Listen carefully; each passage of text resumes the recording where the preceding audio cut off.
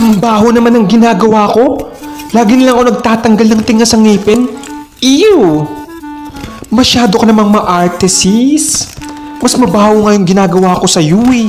Bukod sa tagatanggal ng tinga, lagi pang nakakaamoy ng mabahong hininga. Buti ka nga hininga lang naaamoy mo. Compared mo naman sa akin na araw-araw nakakaamoy ng kilikiling amoy putok. Ay wow!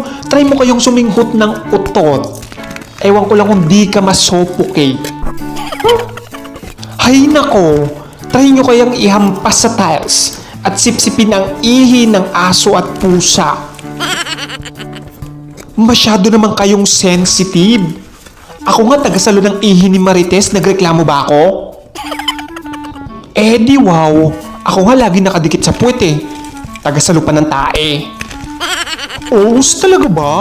Try nyo kayang ipahid sa tae, lalo na pag wala si tubig. Wow hiyang-hiya ako sa inyo. Try nyo kayong humalik sa tae.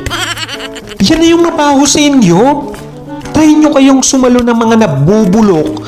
Ewan ko lang kung di kayo mag-shift ng career. Hindi ba kayo nahihiya sa akin? Bukod sa humihigop ako ng ihi, lumulunok din ako ng tae at the same time. No!